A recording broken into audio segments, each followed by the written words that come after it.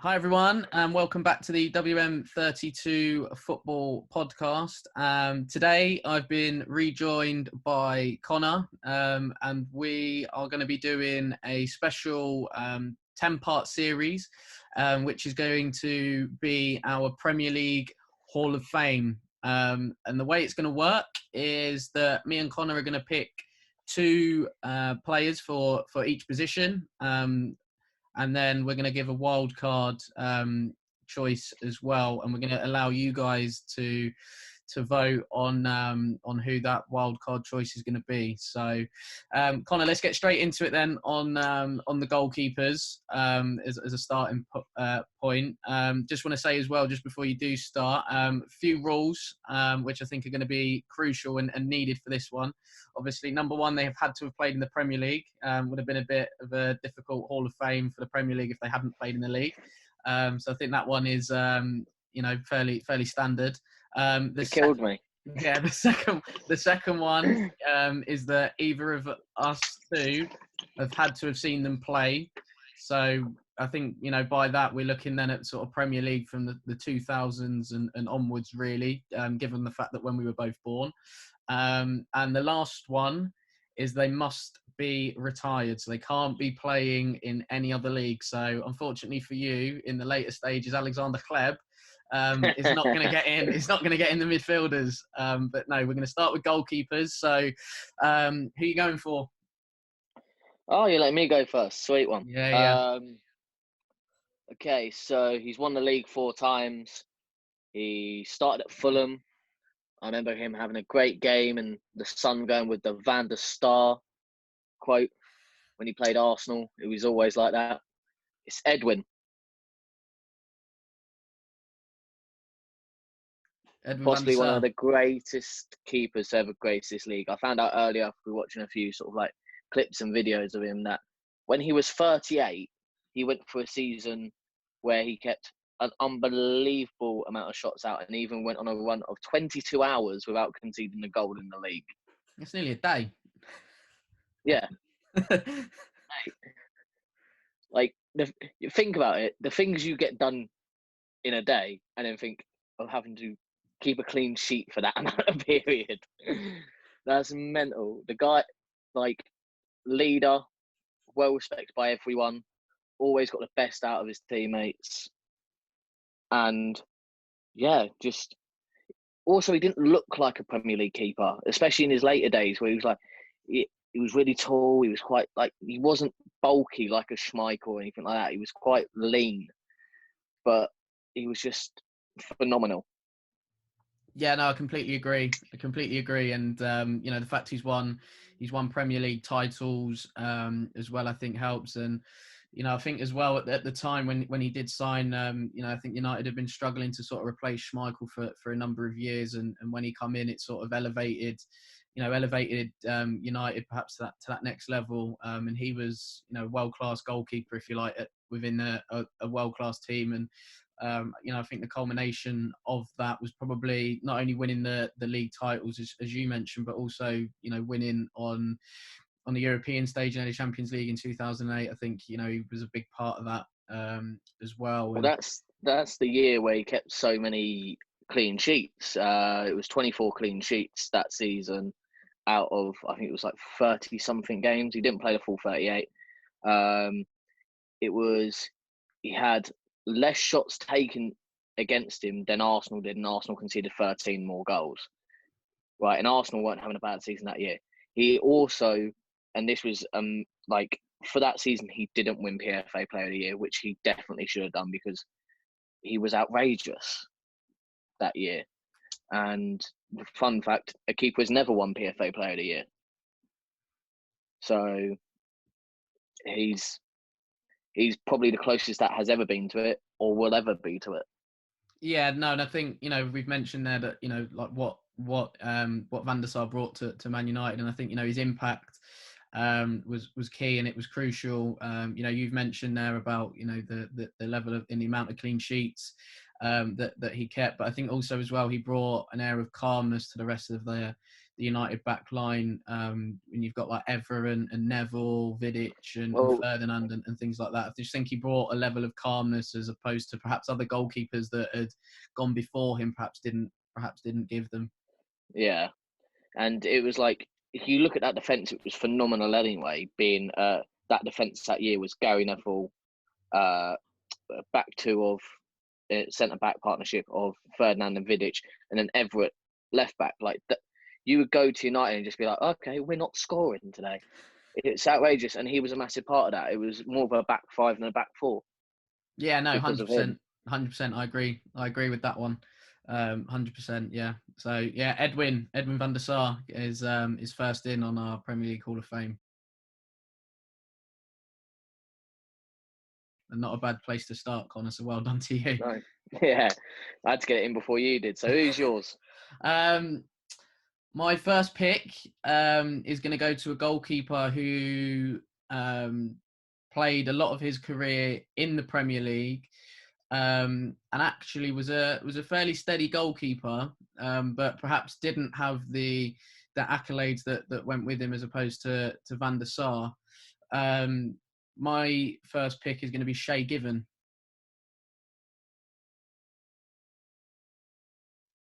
Great keeper. Yeah, like you said, they're great goalkeeper. For me, slightly underrated. He was fantastic at Newcastle in his time period there. Kept them probably in games a lot of the time. Saved them a lot of points, I think, throughout his time. And went to Man City when they'd started getting a bit of investment coming their way. Managed to dislodge Joe Hart, I believe it was at the time, and come in, was their number one until Hughes got sacked, and Mancini come in, and Mancini sort of went a different way. And since, I think, from City, he went to Villa, did a decent job at Villa, and then sort of ended his career at Stoke, where he was a bit more of a backup goalkeeper. But I think by and large, Shay Given's career in the Premier League, for me, warrants at least a shout for a Hall of Fame place. Definitely a great keeper. And I remember that season where he got signed for City, because remember they had a great start to season with actual Kasper Schmeichel. He started at City. He had that good run of games. Then I remember Arsenal beating them 1-0. Fabregas scored. Then Joe Hart went in for a little bit, and then Shay Given came in, and it was like, because of how young both Kasper and Joe were, they needed a leader in Shay. And no matter where he's been, they've always said he was. Like Newcastle, they loved him. City loved him. Villa loved him. Like, just all-round great pro, wasn't he? Yeah, I think that was key as well. Like, just being sort of a decent pro. Like I say, probably not the most glamorous of goalkeepers, but within his job and what he did, I definitely think he was quite a consistent performer. I don't think there was too many mistakes really by and large from him throughout his career, which is, I think, is quite rare for a goalkeeper. Especially when they're quite young coming into the game. You do tend to see them make a few mistakes, and then even towards the end of their career. But with Shay Given, I don't particularly remember or recall any sort of glaring and alarming mistakes that he made. And perhaps if they did, it was just a case of, it was just one of those things, and perhaps a bit of a one-off, because, like I say, by and large, he was quite reliable and Mr. Dependable, really. Yeah, he was. Very, very good keeper. Yeah. So Shay Given is in at number 2 on our Premier League Hall of Fame for the goalkeepers. Connor, your second choice for goalkeeper, who are you going for? See, I've got 2 torn in my head, because one I saw when I was really young, and I want to put him in just because of who he is, and also you've got to love him. And the other is an all-time Premier League great. But I'm going to go with David Seaman.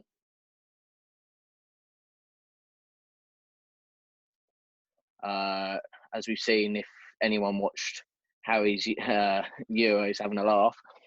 1, great guy. 2, was always stood up when you needed him.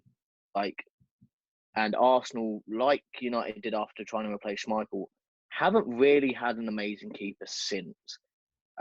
We tried with Matt Pom, didn't work out. Richard Wright, who's somehow still playing. Jens Lehmann, who was probably our best keeper at the time, but wasn't anywhere near a Seaman level. Then you went through like the likes of Almunia, Fabianski, Szczesny, who is a very good keeper. And then it's sort of fallen now to sort of Leno has probably been our best keeper since Seaman. He was a leader, did everything he could for the club. I remember, obviously, we're talking Premier League, but I remember the FA Cup semi-final. That save is phenomenal and will always stick out in my mind. But there were so many times where when he was missing, like whether it was injuries and we had like a Richard Wright in goal, or I can't even remember the other guy's name, he was that useless. In goal, it like the defense didn't look right because they didn't have someone of Seaman's presence there. So for me, it's David Seaman, also one of England's better goalkeepers. Yeah, I think what can you really say about David Seaman? He's won Premier Leagues, he's won FA Cups, he's won League Cups, and things like that. Like you said, they're England's number one for a sustained period of time as well. Although his England career, I think, most probably remembered best for, unfortunately for him, the Ronaldinho goal, unfortunately, and everything else. But no, I think he had a great career, that's for sure. Let's talk about saving the penalties against Germany, and just think if we knew how to take penalties, we might have actually gone through. Yeah, but I think Seaman and like I say, great sort of goalkeeper. Will go down as probably and not only an Arsenal legend and an Arsenal great, but one in the Premier League as well. And even at his time at Man City, he was still pulling off some fantastic saves, and you saw sort of flashes of what he was able to do and things like that. From his Arsenal days and things like that. So yeah, no, David Seaman, good choice for number 3. David Seaman.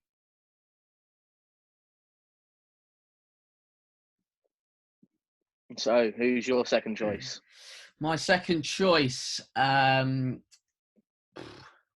he's won the lot. I don't think it comes in any better than that. You name it, this guy has won it. Unfortunately for me, hasn't played for any club that I particularly like. This is the guy I was torn between. But no, for me, my second choice, Petr Cech.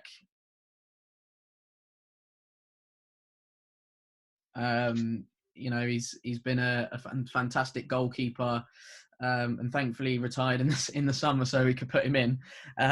He's like I say, he's won the lot. Part of one of the meanest defence, if not the meanest defence in Premier League history, in his time at Chelsea. I believe it was 04-05 when they conceded 15 goals in 38 games. Like, that's ridiculous. I don't think, like I said, I don't think anybody has beaten it, and whatnot. So yeah, it's that to be just a part of that was just unbelievable and whatnot. He was a fantastic goalkeeper. I've got a question for you, just a quick throwaway question. Go on then. That Chelsea team broke the record for the best defence. Yeah. Before that, who had the best defence? They conceded 17 goals in a league season. See, I don't know. See, this is a bit of a twofold because it could be your Invincibles. It's not the Invincibles. So if it's not, then it's probably left to the United treble winning team. No, same season, no. Same season. Blimey, not a clue. Arsenal, 98, 99. Blimey. Yeah, with Patrick Vieira holding that midfield. Decent. I only found that out this morning, to be fair. You had to throw it in. Yeah, I had to. But yeah, no, with Petr Cech, I think he was the standard for goalkeepers to sort of reach and hit throughout his time, but by and large at Chelsea within the Premier League. And I think it was at that time where he's probably one of the best in Europe, 100%, if not one of the best in the world. And like I say, he was the standard for other goalkeepers to try and hit and try and replicate. and stuff like that. And I think he done it in a period where the brand of the league, the Premier League itself, was still growing, getting bigger. Obviously, I don't think it's as big as it is now.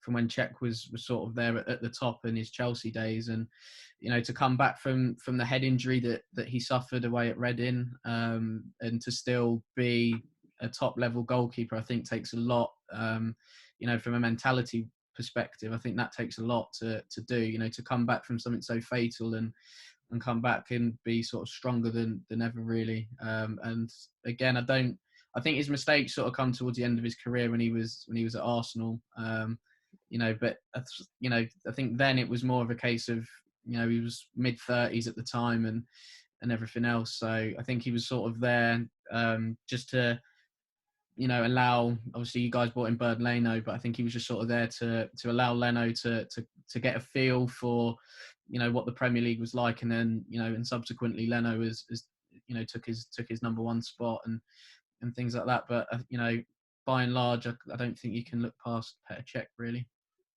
No, phenomenal keeper. Proper Yeah. phenomenal keeper. 100%. Right, Connor. One wild card, if possible. Who is your wild card choice? Well, there's a few that you could go through. It still annoys me that Ben Foster is playing, because otherwise he would be my wild card. Sensational keeper twice a year against you lot. Yeah, Tottenham at home and Tottenham away. It's the only time Ben Foster turns up, literally. Yeah. So I've gone with, and I'll let this sit and resonate with you first, because I know you're going to have questions. But Tim Howard.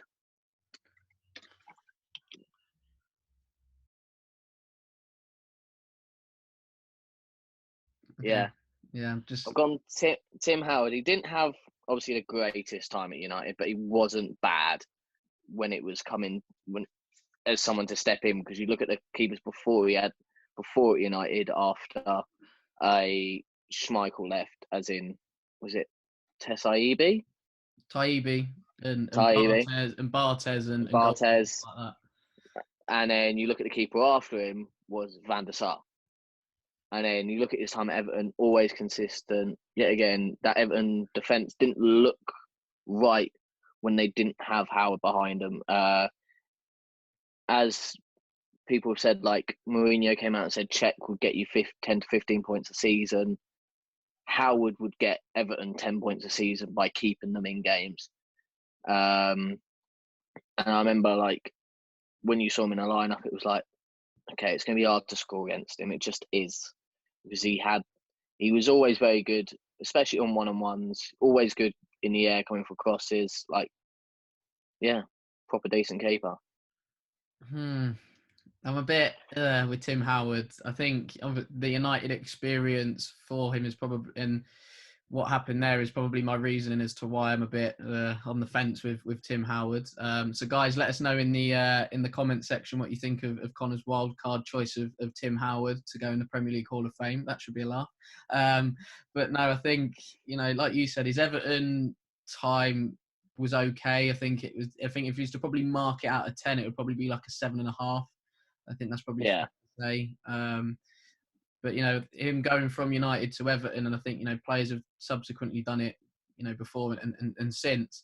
So Everton have a bit of a thing of signing players from United who perhaps aren't, at that top level, but still have that, they've been in the top level kind of environment and things like that. So I think that was sort of Everton's sort of strategy, if you like, under Moyes, was trying. They were pushing for not only Europe but Champions League, and they managed to do that one season, especially Champions League. But they were fluttering in and out of Europe as well under David Moyes and things like that. So I think there was a few sort of things there with Everton at the time, whereby like I say, they were trying to push and get into Europe and top four, and they were trying to sign some players that had sort of been there and knew how to do it and how to get there.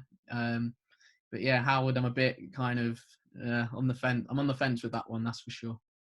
Let's face it, after you talk about those four, there isn't many other good keepers afterwards that aren't still playing. Yeah, I think it is. It's definitely tough. It's definitely tough. And this is going to This make is where my you pull like David James out. There you no, go. no. David James was a better striker for the cameo he had at City than he was a goalkeeper. Believe me. Um, so yeah, my wild card, I've got two because I genuinely cannot split them. And I think if I put one in, it would do a disservice to the other one. So my first one is Brad Friedel. And my second one is Mark Schwarzer.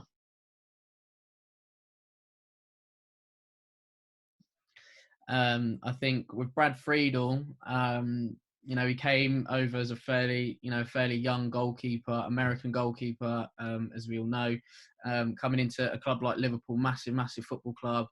Again, as we all know, and Liverpool at the time, a lot of things sort of happening at the club, massive sort of transitional period, and I think football was sort of heading that way as well. So he had a bit of a mixed time at Liverpool, and it didn't quite work out for him, perhaps as everybody would have wanted. But when he went to Blackburn, my goodness, what a goalkeeper he was there. He was consistently, within their sort of top 3 to 5 players every sort of season. Kept them in games, saved them points. I remember Boxing Day game against Liverpool, he got man of the match. And you said earlier about Ben Foster having a worldie against Spurs twice a season. It was literally in that kind of level of category, and everything else. He was just saving anything and everything that was coming his way, and whatnot. Ben went to Villa, did really well there under Martin O'Neill, who were getting Villa into Europe, and again knocking on the door of that top 4. And everything else. So I'm guessing a lot of Villa fans wouldn't mind seeing that again, considering the hardship they've had over the last sort of few years, and everything else. So yeah, Friedel had that time at Villa, and again he was consistently very good. And then he comes to Spurs at the age of sort of 40, and quite a few Spurs fans were a bit puzzled when he turned up because of his age, sort of wondering if he could still do it and everything else. But again, he was brilliant for Spurs, and again consistently pulling off some good saves, and things like that. So yeah, Friedel that's my sort of rationale for Brad Friedel, really. Decent. I was surprised you didn't go for someone of a Paul Robinson sort of style. Yeah, I didn't want to put my Tottenham hat on. Didn't want to put my Tottenham tinted glasses on. That might come in a couple of other episodes. You never know. But yeah, so that's Brad Friedel. In terms of Mark Schwarzer, again, fairly consistent as a goalkeeper. His time at Middlesbrough, he was, again, for me, sort of certainly within sort of the top 5 goalkeepers within the league. Again, a consistent performer, very rarely made any mistakes. He went to Chelsea, managed to pick up a Premier League, and everything else in his time there. And then I was doing a bit of research on him, and found out that he was at Leicester, as well. So I'm not Won 100% sure. back-to-back league titles. Yeah, I was just going to say I wasn't 100% sure on that. So thanks for clearing that up for us, Statman. So there's not many people that can say that they've won a league, but to do it back to back, I think is even better. And yeah, like I say, a sort of, again, a sort of another 7 out of 10 sort of every week. Didn't really let anyone down, and I don't think anyone can forget sort of Schwarzer and Friedel. And like I say, I think they're sort of both at a similar level. So that's why they're getting thrown in for me. Yeah, and I remember that season where Fulham got to the Europa League. Was it final or semi-final? Yeah, so see, I forgot about his time at Fulham. But again, when he was there, he was quality. Sensational, and I remember them battering Juventus 4-0 and him having a worldie game. And I think that Juventus side had like Trezeguet in it and stuff like that. Like, it was a class team. And before anyone slaughters us, the reason we haven't picked Peter Schmeichel is neither of us saw him play. No, neither of us saw him. Neither of us were really born when he was at the height of his career at United. So, I think we only sort of remember Peter Schmeichel for his time at Villa, and City, where we're sort of on the way down and things like that. So, but anyway, Yeah. guys, again, let us know in the comment section below what you think to our wildcard choices and any other choices that we have made. So yeah, guys, that is it for part one. For our Premier League Hall of Fame, looking at some goalkeepers over our Premier League years. Our part two is going to be looking at some fullbacks. So again, make sure that you tune in for that particular episode, and don't forget to drop a like, a comment, and subscribe on the YouTube video as well. This will be out on Spotify too. So again, make sure you give us a follow on there as well. Connor, thanks for your time today, big man. No worries.